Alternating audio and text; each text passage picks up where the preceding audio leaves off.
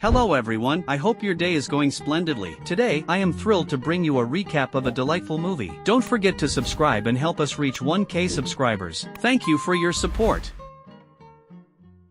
The movie starts in a quiet neighborhood. Suddenly, a young girl begins to run. She crosses the road constantly, looking back like she's escaping from someone. When she reaches home, her father comes out to check on her, but she just rushes past him, gets into her car, and drives off. She keeps driving for hours, still glancing back as if she's being chased. Finally, she stops at a beach and calls her family. She tells them she loves them and not to worry. After the call, she sits on the beach, waiting. The next morning, she's found dead at the same beach. Her leg twisted from a violent act. The scene changes to another suburb. Jay, a young girl, is swimming in a backyard pool. Her friends are inside watching a movie, but Jay seems uninterested because she has a date to get ready for. In the evening, she meets her date. Hugh is at the cinema as the two are waiting for the show to start. Hugh spots a strange woman in a yellow dress standing at the entrance. He quickly asks Jay if she can see the woman, but Jay says no. Hugh starts to feel uncomfortable and asks if they can leave. Jay asks for the reason, but Hugh simply makes an excuse that he isn't feeling well after their date. Jay talks excitedly with her friends about Hugh wanting to start a relationship with her. They go out again that night, dining at a restaurant. While chatting, a strange figure slowly approaches them. Later, they have a romantic moment in Hugh's car at a secluded spot. Suddenly, Hugh attacks Jay from behind, knocking her out with chloroform. When she wakes up, she finds herself tied to a wheelchair in an empty parking lot. Hugh apologizes, explaining that he's cursed by a mysterious entity that follows him since he had a relationship with a girl who passed on the curse. He claims the only way to transfer the curse is through intimate contact. He also warns that the entity can appear in any form, making it impossible to know if it's real. Jay obviously doesn't believe him and starts to scream for help. However, Hugh pushes her to the edge of the building and shows her the entity. Suddenly, Jay sees a strange woman, completely naked, slowly walking towards her. Hugh tells her she must sleep with someone else to transfer her curse, but if the entity catches up with her, she will be killed afterwards. Hugh drives her back to her friend's house and drops her off. Then, before someone catches him, he flees the scene. Jay's friends quickly come to help her. They call the police, and Jay is asked several questions about what happened. The police conduct an investigation but find no trace of Hugh, as the boy has been using a pseudonym. The next day, in class, Jay notices an old woman in the distance. She is only wearing a nightgown and looks really indecent. Surprisingly, no one else in the class notices her. As a result, Jay realizes this woman is an entity, and she is startled. She immediately grabs her bag and leaves, but in the corridor, she encounters the same woman, terrified. She runs away from the school and heads to a store, where her friends Kelly and Paul work as expected. Her friends don't believe her at all, but Paul offers to accompany her to her house that night. Here we learn that Paul has a crush on Jay, so he is willing to go to any extent to be with her. Seeing Jay's courage, everyone agrees to stay by her side to make her feel safe. That night, Jay has a hard time sleeping because she has become paranoid. She sneaks downstairs and finds Paul watching a movie. He tries to comfort her, saying everything will be alright, but she doesn't listen. Just then, they hear the sound of the kitchen window being smashed. Paul goes to check it out, but he doesn't see anything. He gets scared and then rushes upstairs to wake the others. Meanwhile, Jay is left alone downstairs. She decides to check the kitchen herself. To her horror, she finds a scarred woman limping towards her creepily. Jay runs upstairs to her friend's room and slams the door behind her. Everyone tries to calm her down, but Jay is traumatized. She finally admits that she is cursed, but her friends still don't believe her. After a while, one of them decides to open the door, revealing an empty corridor. Jay initially breathes a sigh of relief, thinking it was just a hallucination. But just then a terrifyingly tall man walks in from behind her friend. She screams and immediately escapes to the balcony through the bedroom window. In the next scene, Jay rides her bicycle to a local park, and her friends catch up, trying to calm her down seeing Jay become paranoid. The group decides to find Hugh so they can get some answers. Later, the group finds his address and arrives at the place, but it is abandoned. They don't want to give up, so they start looking around for old photos and other clues that point them to Hugh's high school. Upon reaching the school, they finally find his real address and learn his name is Jeff. They promptly go to his house and confront him. Jeff immediately apologizes and explains that the same thing happened to him after a one-night stand. He then reveals that the curse is real, and the only way is to pass it on. On hearing this, Jay and her friends are stunned, and they decide to keep as much distance as possible. Then they start listing potential locations, one suggestion being a friend's lakeside cottage. Jay likes the idea, and they all decide to go there. As time passes, the group forgets all the pain and has the best time of their lives in the lakeside house, until one day a strange woman approaches Jay from behind. She is the entity of death. This woman grabs Jay's hair, shocking everyone, Paul tries to save his friend, but because he can't see the entity, he can't do anything when he tries to swing a chair at random. The entity throws him off. Afterwards, the group runs into a nearby shed. Jay grabs a gun and shoots at the entity, but it does little damage. She is terrified and closes the shed door and locks it. Surprisingly, the entity bangs on the door, making a hole at the bottom. Jay waits and sees nothing, but when she approaches the hole, she is startled by a little boy with markings on his face. This indicates that the entity has changed its shape to fit into the hole. Fortunately, Jay escapes from the shed, gets into her car, and then drives away at the fastest speed, but in a state of panic, she hits a cornfield in the following scene. Jay wakes up in the hospital with all her friends around her. She has minor injuries and learns from her friends that she must stay there for a few days. Hearing this, Jay starts to panic again, as she believes the entity will trap her in the hospital, but her friends calm her down and assure her they'll be by her side. It is at this moment that Jay realizes she can end all this. All she has to do is have intercourse with someone and pass on the curse. Fortunately, Greg agrees to do it with her because he still doesn't believe in the curse and wants her to feel normal. That night, the two share a beautiful moment in the hospital bed. A few days later, Jay is watching over Greg's house when she notices someone breaking in through his front window. Jay is surprised that she can still see the entity and quickly calls Greg to warn him. Unfortunately, no one answers, so she has to rush to his house. She finds the entity disguised as Greg's mother knocking on Greg's bedroom door upstairs. Jay tries to warn Greg, but Greg opens the door and dies painfully. Jay is terrified, rushes out of the house, and drives away. She knows the entity is now tracking her again. She is terrified and shocked by what she just witnessed, so she heads to a beach as far away as possible. There, she sees some boys and tries to seduce them into having intercourse. However, she changes her mind at the last moment and goes home. The next day, Paul volunteers to help Jay. He admits that he likes her and mentions that he is willing to take on the curse if it's the only way to ensure her safety. However, this time Jay refuses and instead comes up with a plan to kill the entity. Once and for all, the surviving group of friends drive to a nearby swimming pool and break in. They bring various appliances, planning to electrocute the pool water. Jay acts as bait, waiting in the pool for the entity. After some time, she sees it enter, but when it starts throwing things into the pool, their plan goes wrong. The entity seems clever. Jay gets scared. She dives underwater to hide her friends. She tries to help but can't find the entity. Paul takes out a gun and tries to shoot. Guided by Jay but accidentally hits a friend's leg. One friend covers the entity with a blanket, allowing Paul to shoot it. The entity falls into the pool. They think they've succeeded, and Jay swims out, but the pool fills with red liquid. The entity is gone. Their plan fails again. Jay realizes it can't be killed. She changes her mind and sleeps with Paul. The curse transfers to him. In the end, Paul looks for someone to pass the curse to. He sees two women and stops to talk to them. Thanks for watching. Remember to subscribe and stay tuned for more. See you in the next video. ومصادر الإرهاب